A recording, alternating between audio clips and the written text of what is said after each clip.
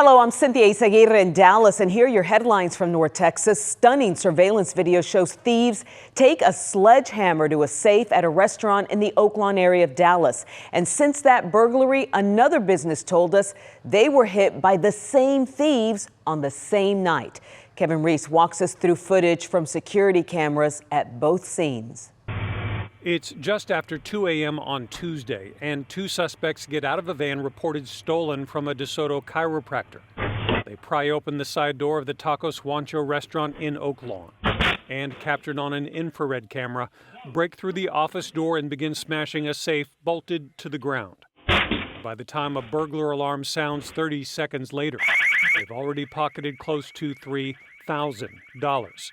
Employees' checks, cash. Restaurant manager Oliver Valdez showed us the damage the robbers left behind. It's a lot of hard work here, so people just come and take advantage for that. It's not fair. It's not fair. But the robbery here on Tuesday wasn't the only one that night. When they posted their video, their surveillance video on Instagram, they heard from another restaurant in Dallas who say it looks like the exact same suspects hit their restaurant too.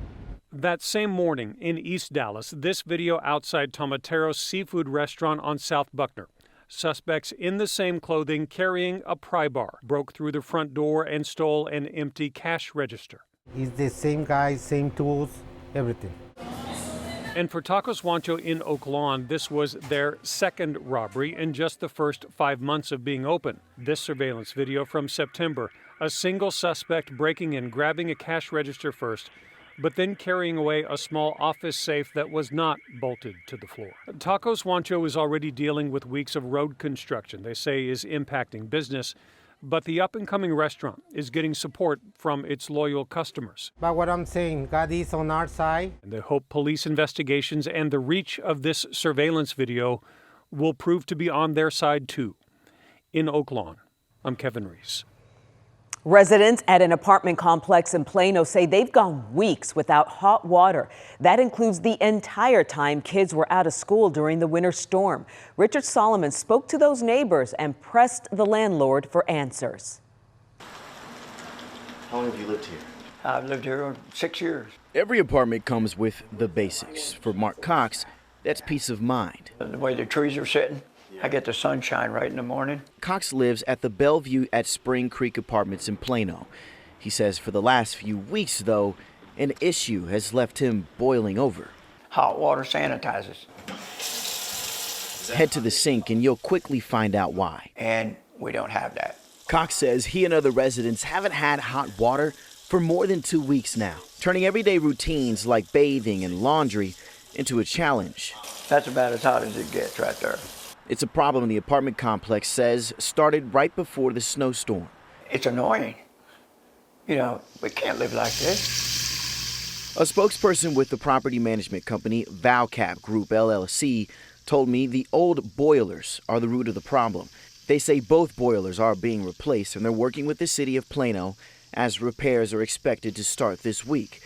Good news for Cox. Yeah, being the city's gotten involved in it and you're here, I think it's great. But he just hopes in the coming days, the next time he turns on a faucet, relief will be flowing. In Plano, I'm Richard Solomon. These next few weeks will be pivotal for Dallas City Hall. Council members could see a new report that will decide whether the iconic building is worth saving or if it's time to move out and move on. Teresa Woodard spoke with preservationists trying to save it.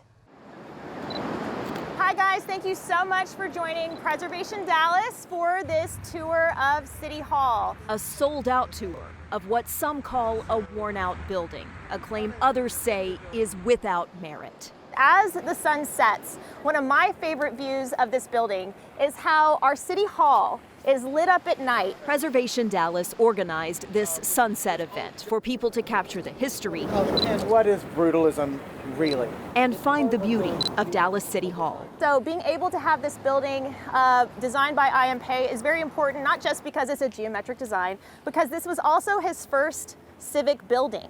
city staff said it needs hundreds of millions of dollars in repairs because of maintenance put off for years. Some council members have already declared it makes financial sense to move out and let developers, maybe the Dallas Mavericks, take over the land. Not this council member.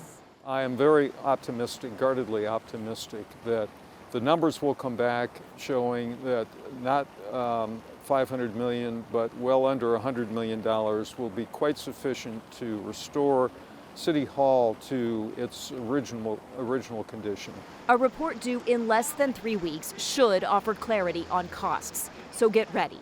The City Hall debate is about to significantly heat up between those who say its best days are in the past and those who believe there's a future ahead. In Dallas, I'm Teresa Woodard. You might see a big herd of goats if you head out to White Rock Lake in Dallas. 260 goats will be there for the next week, helping get rid of an invasive plant in that area. They'll be in an area near the bathhouse. An electric fence and 24-hour supervision will keep those babies in place. A story that started on a quiet afternoon had an ending no one saw coming. As Adriana de Alba reports from Fort Worth, it left staff members stunned and thousands of people holding their breath online.